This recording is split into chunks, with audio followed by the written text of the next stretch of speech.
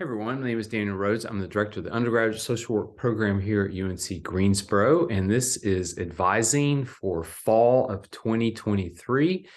And this advising is specifically for freshmen and sophomores. So if you're within your first couple of years here at the university, this advising is for you if you're coming in as an incoming freshman or sophomore student, not as a transfer student. So what that means is you are mainly looking at your general education core classes and trying to get those completed and looking at when you're going to be taking Social Work 215.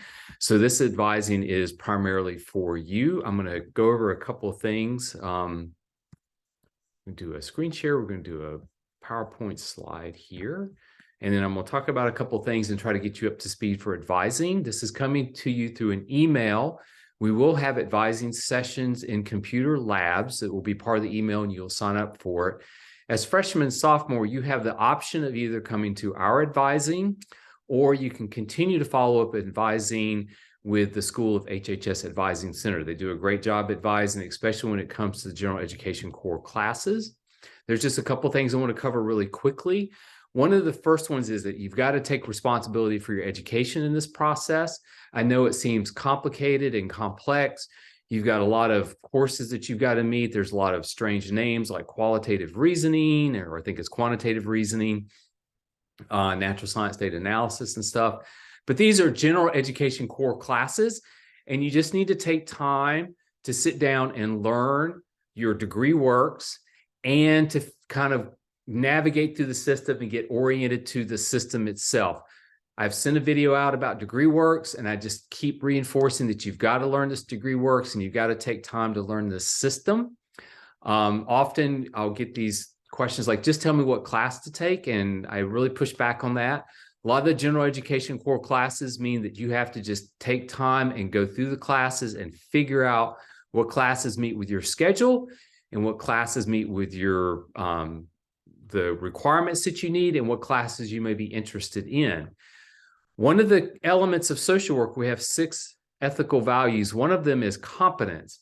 And the reason I kind of reinforce this is there's a lot of, it's easy to kind of get in this learned helplessness of like, I just don't know, the system is too complicated. I'm just going to kind of ask you to do it and have me do it for me. And what we really need to recognize and remember as social workers is that we're going to go into communities, we're going to work often with very vulnerable populations. And these are people who have to learn how to navigate complex systems to try to figure out to get resources. And part of our responsibility as social workers, since we'll be working with people who historically have been marginalized and disenfranchised, it's going to be our responsibility as social workers to help navigate through these complex systems. And this is why I really kind of reinforce that you need to take responsibility for your education, because your ability to learn how to navigate this complex system of like general education courses and the curriculum that you need to follow and stuff like that is really helpful and gives you the skills as you step out into the world as a social worker to help clients that you're working with navigate very complex systems like applying for Medicaid, applying for disability, applying for some type of social services assistance and stuff like that. So really take this as an opportunity, not to see this as like, this is overwhelming, I don't know what to do, but take the time to just kind of navigate through these websites and try to figure out what courses are going to meet what requirement and learn the degree works, because then you're taking responsibility for your education. You're learning what you need, and it's helping you to develop the skills that you need when you're working with clients who are often vulnerable and don't have the capacity to learn these systems, and you're helping them navigate these systems. Just as a reminder, you will hear me repeat this over and over and over again. You need 120 hours to graduate. I will show you that on DegreeWorks here in a little bit. It is on your DegreeWorks as you look at it, and I have sent out the video about navigating DegreeWorks. The reason I repeat this over and over again is this seems to be the one that students really have a complicated time understanding, is how many hours do I need to graduate? How many hours do I need to take? It is on your DegreeWorks. You need 120 hours to graduate, which means you need to take, on average, 15 credit hours per semester for you to stay on track. That's kind of a given. because if you come in as a freshman and you graduate as a senior, that's 4 years, which is 8 semesters. So 15 credit hours per semester over 8 semesters is 120 credit hours. So if you're a person who's taken like 12 credit hours a semester, you're not going to have enough credit hours to graduate. If for whatever reason you feel like 12 hours is all I can handle, which is on average about 4 courses, that's a little bit my capacity. I'm either working, I have a family, we all are very busy, you may have other things going on, and you're unable to do the 15 credit hours. That means you're going to have to take classes over the summer, usually around 2 or 3 over the summer, to keep you on track to graduate. The reason I keep reinforcing this is because invariably I get students who come up their last semester and they have 20, 21 credit hours left to graduate, and they get really frustrated and like, how did this happen? And part of the reason is because DegreeWorks has little check boxes. And when you get all those checked off, you think, I'm done, I've completed everything. But you also need 15 credit hours of what are called free electives, which means anything you want to take. And we'll talk about that a little bit later. And so you need to take at least 15 credit hours per semester to stay on track to graduate with 120 credit hours. You can't just look at the DegreeWorks with the check marks and think, I'm doing okay. I will keep repeating this because what happens is students will come up, like I said, the last semester and they get very frustrated. How did this happen? I don't understand how this happened. And they get angry at me. And I try to explain to them, I've been saying for years and years and years, and this is part of you taking responsibility of your education, is you got to sit down and look at this. It's simple mathematics. I'll show it to you on DegreeWorks here again in a little bit. There's a space on DegreeWorks that tells you how many hours you need to graduate, which is 120. And then there's a space right below it that has a number. That's the number of credit hours you have completed and are currently enrolled in. You just subtract those two. That tells you how many credit hours you have left. You divide that by the number of semesters you think you have left, and that tells you how many credit hours you need to graduate from whatever point is moving forward. But just as a reminder, you need 120 credit hours to graduate. If you want to stay on track, you need to be taking at least 15 credit hours per semester. If you're a transfer student, you may have additional credit hours. I wouldn't rely on that. Those are things that we can talk about individually and look at them. Just to stay on track, though, you need 15 credit hours to graduate. So freshmen and sophomores, continue to focus on your general education core, which is called the MAC, Minerva Academic Curriculum. You need to have those completed before you enter your field placement your senior year. So what happens is you're going to try to get all these courses done. Your junior year, you're going to be focusing on social work courses and finishing off your general education courses. And the expectation is you have all your general education courses done before you enter your senior year. For sophomores, these are students in your second year, you will need to take Social Work 215, which is Introduction to Social Work, sometimes in your sophomore year, either the fall or spring semester. If the course is full, you need to let me know, and we can see about getting you in that course, because if you don't take that course your sophomore year, it's going to put you behind, because before you can get 310, 311, and actually for your group, your cohort to be 310, 311, 315, fall semester junior year, you will have need to complete a Social Work 215. We prefer you take it your sophomore year as opposed to your freshman year. So overrides. So just to let you know, I cannot do overrides to get you in classes and other programs. I always get emails from students during registration like, I can't get in this Spanish class. I can't get in this history class. Can you get me in this class? I cannot get you in any other classes except for social work classes. So if you're trying to get in a human development family studies course and it's full, don't email me. You need to reach out to the professor or you need to reach out to the department. I can only do overrides for social work classes. I cannot do overrides for classes and other programs or majors.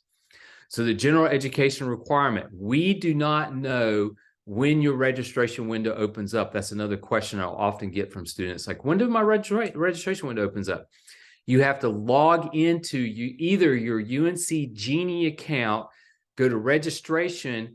It should tell you when your registration window opens up, or the UNCG Hero should tell you when your registration window opens up. It's staggered because we have so many students.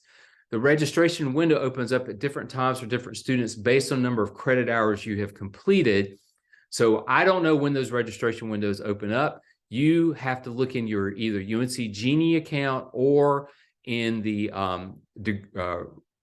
UNCG Hero, which is the new, it's relatively new. For some of you, it's new for us. For some of you, it's what you've been using, but the UNCG Schedule Hero should tell you when your registration window opens up. Summer classes are open already, so you can register for summer classes. You just need the advising code from this past spring semester. So you should have that advising code. You should have gotten it during the fall advising session. If for whatever reason you've lost that advising code, just pop in during my office hours and let me know, and I can find the advising code for you. So just as a reminder, when you look at DegreeWorks, and I'll show this to you really quickly, is you have the Minerva academic curriculum, and then below it you have the social work requirements. And so the social work has general education classes such as psychology, sociology, American politics, human development, family studies. All these courses count for critical thinking, social and behavioral science. So what that means is you don't have to take a separate critical thinking, social and behavioral science course. As long as you take psychology, sociology, American politics, and human development, family studies, one of those courses is going to automatically count towards that. Biology 105 and 111 also count for critical thinking, natural science. So what that means is that meets two different requirements.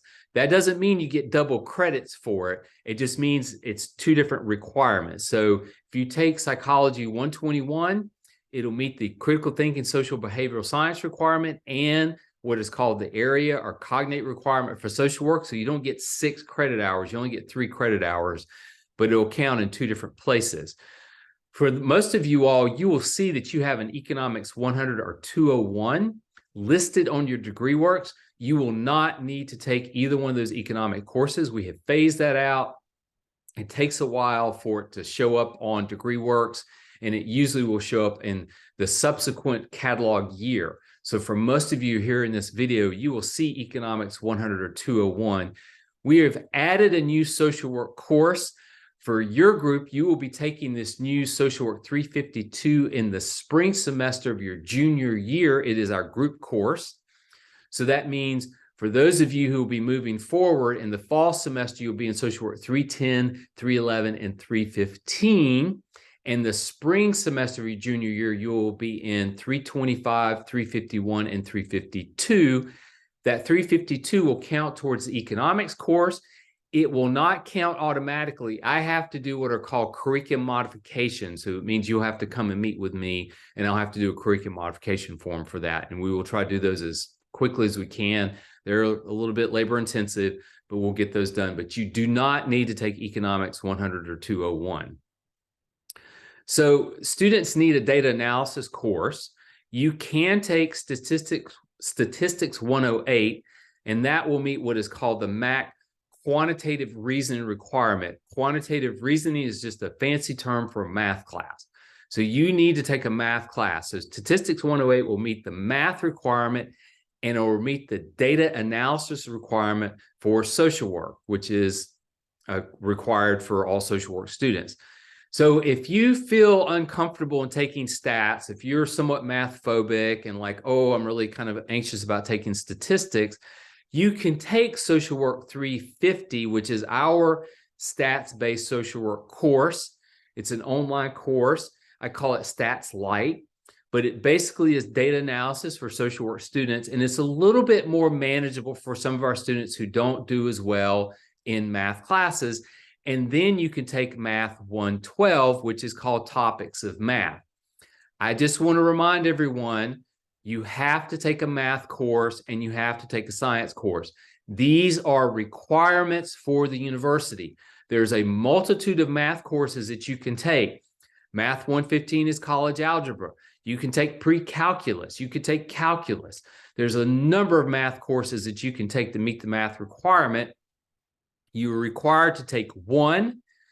Math 112 is Topics of Mathematics or Topics of Math, and it is a math course for liberal arts students. It is not necessarily an easy course, but it is more manageable than some of the other more complex math courses. So I will get these questions from students like, do I have to take a math course? Or why do I have to take a math course? You have to take a math course because that is a requirement of the university. I have no control over that. The university has determined that you need to take a math course and a science course. If you take Statistics 108, it'll meet the math requirement, which is called quantitative reasoning, and the data analysis course for social work. If you decide that Stats 108 may be a little bit more complicated than you want to take, then you will take Math 112 and take Social Work 350. Some of you have transferred in from a community college or another university and have taken a math course. If it's showing up on DegreeWorks, then you don't need to take the math course. You may just need to take the data analysis course. The cultural and diversity electives, which are down towards the bottom of the DegreeWorks. So you either need to take a year of foreign language or 2 cultural and diversity elective courses. You do not need to take both. So you can either take Spanish 101, 102, or French 101, 102, or even Arabic 101, 102. American Sign Language will count for that. Or you can take 2 courses in the cultural and diversity elective. There's a list of courses there. This is not an extensive list, and we need to update that list anyway. So you can look at courses and other programs that meet what we would consider a cultural and diversity elective requirement. So if you don't see a course there that you're interested in, there is a good number of courses there. Then you can start looking. I would strongly encourage you to look at women, gender, and sexuality studies and African diaspora studies. We will count almost any course from those programs to count towards those cultural and diversity electives. So if you look at the cultural and diversity electives, there are some women in gender and sexuality studies and African diaspora study courses listed down there. But if you look at some other of those courses, we will count those towards the cultural and diversity elective. You just need to come and meet with me because I have to do a curriculum modification for them if it's not listed within that course. Grade replacements. This is really important, and I will repeat this over again when we have advising. You need to have an overall GPA of 2.5 to apply to the major. So if you don't meet this requirement, you have some options. One of them is, of course, you can keep taking courses and try to improve your GPA, but you could also do what's called a grade replacement. What that means is you can retake the course that you took and didn't do well in. So if you've taken American Politics, which is Political Science 200, and you made a D in it or you tanked it, we all do this. It happens to all of us at university level. Then you can retake that course. It has to be the same course. It doesn't have to be with the same professor, but it needs to be the same course, American Politics 200. You can retake it, get a higher grade for it, and then you go through the student first office. They have what's called a grade replacement form. You fill out the grade replacement form, and then you submit it to the student first office, and it takes about a week for it to show up on your DegreeWorks, and it replaces the lower grade with the higher grade. So my understanding, it used to be you had up to 3 grade replacements. I think the student first office was looking at actually increasing that to possibly 5. You will need to reach out to the student first office to get clarity on the grade replacement. I just know that if your GPA is below a 2.5 and you're struggling, you can retake that course, do a grade replacement. It's amazing how that will improve your grade point average, because it literally takes that, especially if you've made an F or a D, it takes that off of your grade, your GPA. It still kind of floats on your DegreeWorks, unfortunately, but it takes the grade off of your GPA and replaces it with a higher grade. I've had students who are really coming up to the application process. They're really anxious, they're struggling, their GPA is below the 2.5, especially transfer students. Transfer students really get hammered with this because your GPA starts from you transferring in. And so a grade replacement will really help you increase your GPA. So if you're struggling with your GPA, you can come meet with me. We can talk about that. I'll refer you to the student first office and we can look at grade replacements. They're really good options to help you improve your GPA. So as I was saying, you need 15 hours of free electives to ensure you get the 120 hours to graduate on time. And students are often anxious about that. Like, well, what courses do I need to take? What courses should I take? What courses can I take? I'm always looking at courses and other programs like Peace and Conflict Studies. You will hear me always looking at students taking Peace and Conflict Studies courses because they have a range of courses that are really helpful. They're skill-based and they're really helpful for doing social work practice, conflict in the workplace, interpersonal conflict, conflict and communities and communications. I think it's cultural conflict. So peace and conflict studies is always a really good program to look at. I'm also looking at women and gender sexuality studies, African diaspora studies. These are really good courses, I think, for students in social work program to look at taking. And human development family studies, gerontology. So you can look at minors, and I can help you look at minors. I think English even has a minor that's related to policy advocacy, but I'll have to look that up. And you can look minors up on degree works, and I'll show you that really quickly too. But minors are really good if you are struggling with those 15 credit hours and you're unsure what to take because they're just free electives, and minors are really good ways to help kind of guide you. And there's a multitude of minors that you can look at. And the ones that students really do really well with are peace and conflict studies, human development family studies, women, gender, sexuality studies, and African diaspora studies. I also want to talk to some of you about the possibility of doing what's called a simultaneous degree. That is a double major. And so we do work really closely with peace and conflict studies to do what's called a simultaneous degree. That's a little bit easier to do because peace and conflict studies is in the School of Health and Human Sciences, such as we are. And so the general education requirements, what are called the MAC requirements, are the same for peace and conflict studies as they are for social work. So you can easily do a double major in social work and peace and conflict studies. I'm also looking at encouraging students to look at women and gender sexuality studies in African diaspora studies for African American diaspora studies for what's called a simultaneous degree. The more complicated issue with that is you need to meet the general education requirement for what's called the College of Arts and Sciences and the School of Health and Human Sciences. The College of Arts and Sciences general education requirements are a little bit more complicated than ours are, but I will work with you on that. And I will work with you if you think you're like, I really want to do a simultaneous degree in social work and African American diaspora studies. I will work with you on some of those courses and have them count towards some social work courses. So just always kind of reach out to me like, I'm thinking about a minor. I'm thinking about doing a simultaneous degree. It's not a double major because you're getting a BSW. And for a double major, it has to either be like a bachelor's of arts and a bachelor's of arts, a bachelor's in science and bachelor's of science. So it's called a simultaneous degree. But always feel free to pop in my office hours and talk to me about that. And I will talk to you about getting minors and double majors. This is one I have to reinforce with students. And I will probably send this out in an email about plagiarism because this has been coming up a little bit more here recently. I think the pandemic has created this problem.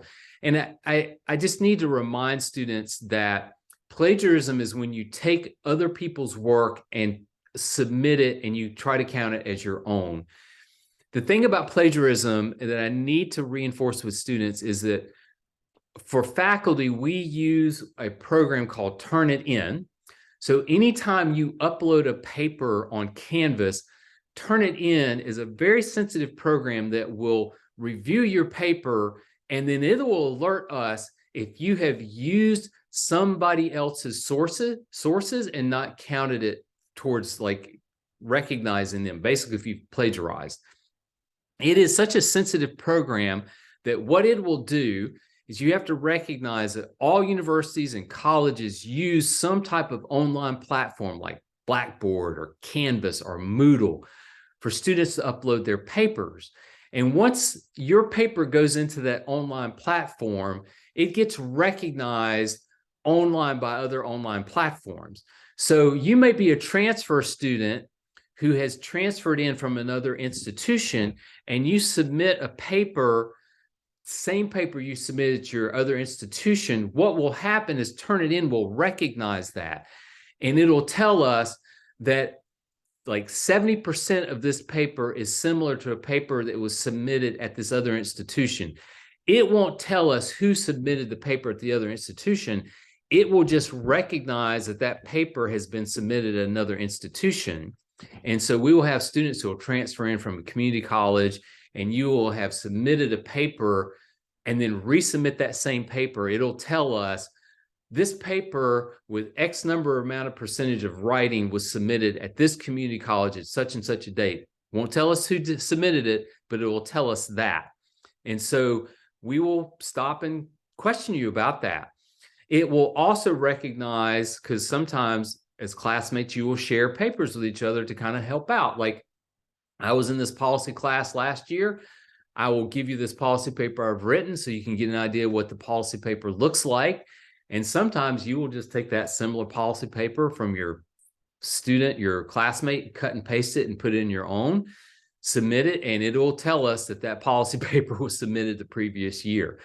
So just kind of recognize that plagiarism isn't just about going online, going to a website, copy and pasting from something you've gotten from a website. Plagiarism is also taking any information from any other source and using it as your own and not crediting the source. And that this Turnitin program will recognize that. So you want to be aware and cautious when you are working on papers. You want to make sure you're actually doing your work. We assign these assignments, social work especially. This is an integrity issue. So everything revolves around our values and ethics. And so, as I was saying, competence is related to your ability to learn how to navigate the system. Integrity is related in this notion of plagiarism. So it is not only what is considered a code of conduct issue at the university. Plagiarism is a code of conduct issue. It is also a code of ethics issue in social work. And so what happens if you're plagiarizing somebody's work, you are not only violating a code of conduct, which means you can be held accountable at the university level, but because we're accredited by the Council of Social Work Education, you're expected to adhere to these ethical values. Integrity is one of them, and it's a violation of the social work value and ethics of integrity. And we will hold you accountable to it. We point that out. We try to take a very restorative justice approach to it, and we will work with you on this and stuff. But it's not just a code of conduct issue at the university. It's also a social work integrity code of conduct ethical violation. So email etiquette, as most of you recognize, especially with the pandemic, our emails have become almost unmanageable. I just get so many emails that I can't manage them on a regular basis. And what often will happen with students is you will, I think, sometimes see emails as a text, because sometimes you're sending me an email from your phone, and emails are not text. We really need for students to recognize that emails are an important part of what we do, and that you need to prepare yourself that when you're writing emails, like I will be somewhat informal in emails, but if I'm writing the provost or the chancellor, people who are above me at the university level, I'm going to be very formal in that email. And part of what we're trying to do is we're trying to prepare you to step into a professional field. So what that means is you want to get into the habit of writing relatively professional emails, and that when you reach out to us, think about, how can I find this information before I just immediately reach out to Dr. Rhodes or some other faculty person? Because I'll often get emails like, I can't find this information. And then I'm like, well, did you Google it? And then I will get an email immediately like, oh, never mind, I found it. And I think what happens with emails is because of technology, we're so inured in technology, we just, boom, send an email out really quickly or send a text out really quickly. And so I do this quote, check 3 before me. I got this from a colleague of mine who has children in school, and the teacher said, you have to ask three before me, to ask 3 of your friends, because what will happen, they'll be asking the teacher over and over and over again information. Information usually can be found on the website. I know it can be complicated to navigate through it. We have a BSW handbook. You can Google information. Usually you can find it. And often what happens is we get really anxious, send out an email really quickly, and then my email just gets blown up because we have over 300 students in the program. So before you email one of us with a question, stop and say, hey, maybe let me see if I can find this here, or I can find this here, maybe Google it or something like that. Try 3 other sources. And then if you can't find it, by all means, email us. And then we will try to help you find that. You want to be really formal. Use a salutation, doctor or professor. If you don't know, use professor. But you want to, acknowledge our existence instead of just like, it's not a text. Don't be texting us. It's like, you're sending us a text like, hey, what's up? How's it going? Think about this in terms that you are wanting to construct this a professional email, because as you move forward and you start getting into interviewing for your field placements, you're going to be emailing field agencies to set up times to meet with them, to do an interview, to prepare yourself to probably be in that field agency. And so you want to think in terms of like, if I am emailing a potential field agency that I'm going to do my internship for a year, you may want to be a little bit more formal in how you construct your email instead of, hey, what's up? When can we meet? So think about that in relation to the emails that you send out, and use very specific questions. Often students will come in on Zoom as like, did you remember talking to me like 3 or 4 months ago? I have multiple office hours. I meet with students all the time. I try to remember as much information as I can, but I've been here for many years. I've been doing social work for many years. And so all these things kind of like float in my head at once. And so I will often need students to use very specific detail in their email because I will not remember. I had a student email me one time about doing an override for something, and it was just a basic, I need you to override this. And I emailed back and I was like, well, no, you need to take this course instead of this course and blah, blah, blah. And the student emailed me back and literally said, didn't say hello or anything else, what has changed since the last time we met? That was all that was in the email. And I had to email back. I can't remember the last time we met. And so what will happen is we will talk about something. I will agree to something, and then you'll reach out to remind me about it. And then I will have forgotten because like I said, we have over 300 students, and I'm always trying to look at how do I do some curriculum modifications and help you get this course to count towards that course. So when you're reaching out, just make sure to be really specific. Students will say, well, I don't know what to do about an assignment in this class, and they're not even in my class, and they're asking about maybe another class, and I don't even know what class they're talking about. And so I have to and it creates a lot of back and forth traffic of, can you clarify this? Can you clarify that? So just always be aware of these things when you're writing these emails. Be clear, remember, I can't remember everything. Practice courtesy, try to avoid abbreviations like LOL, and then sign your name. And it's helpful if you put your student ID number in there. Some of you have your student ID number in your signature. I would discourage you from doing that just because you email that out to everybody. Your student UNCG ID number is a very sensitive number, which means most of you, to log into your UNC Genie account is your UNCG ID number and your 6-digit birth date, which is the default PIN code to get into your UNC Genie account. And most of you have not changed that. It wouldn't take much for somebody to figure out if they have your UNCG ID number, what your birth date is, and then they can log into your UNC Genie. And there's a lot of sensitive information in there, where you live, Social Security numbers, all that stuff. So I would discourage you from having your UNCG ID number in your signature, but it is helpful for us if you email your UNCG ID number, because I can really look stuff up quickly. When I look stuff up on DegreeWorks can be a little persnickety, and sometimes the names don't always work, especially if you have a hyphenated name. So if you don't do it, don't worry about it. I will just probably email and ask you for it. But it's always helpful if you do that, to send your UNCG ID number. So another thing I want to show you real quickly is DegreeWorks. I have a I have a video about UNC Genie, logging into UNC Genie and DegreeWorks. This is a mock student, so there's no sensitive information here. Just to kind of let you know, this is what your UNC Genie DegreeWorks should look like. I keep saying UNC Genie because you have to log into UNC Genie to find it. And there is a legend over here. That legend over on the left tells you everything you need to know about things that get listed down here on UNC Genie. And then right here, let's see if I can get to it.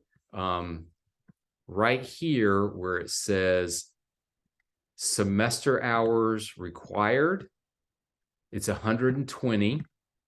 And then semester hours applied, that's the number of semester hours you have completed and are currently enrolled in. So you'll see things up here like overall credit hours, transfer credit hours, UNCG credit hours earned, and those will get kind of confusing. These two are all you need to know. you need 120 hours to graduate, and the number of credit hours you need, have completed, and need, and then your academic standing and your overall GPA will be listed here. That's it. So some of you, I've had students who have gone through this and have counted the numbers based on what you've got listed. And then you'll sit there and you'll say, this number is not right because I've counted these numbers, and you'll come up with a number. The number you're counting is incorrect, because what will happen, like I said, is this American politics or this general psychology course will also count for the social and behavioral science. So if you're going down and you're counting these numbers 1, 2, 3 all the way down, you're counting classes 2 or 3 times where only count for 3 credit hours. So you're over counting. So biology will count here and biology will count up here. So you're like, oh no, this number is not correct. I've sat down and I've counted these numbers and it should be this number. That's not right. This is the numbers correct. This is not going to lie to you. The semester hours applied right here are the number of credit hours you have completed and are currently enrolled in. You subtract that from the 120, and that's the credit hours you need to graduate. That's all you need to know to keep an eye on how many hours you need and what you need to graduate. And so the rest of the stuff actually should be relatively self-explanatory. I have the video I've sent out about navigating DegreeWorks. You just need to keep going in there and looking at it and getting used to it and checking it over and over again. I hope everybody has a good break. I will see you all during the advising session, unless you decide that you're going to go to the HHS advising. So if you have any other questions, let me know. Take care, and I will talk to you all later.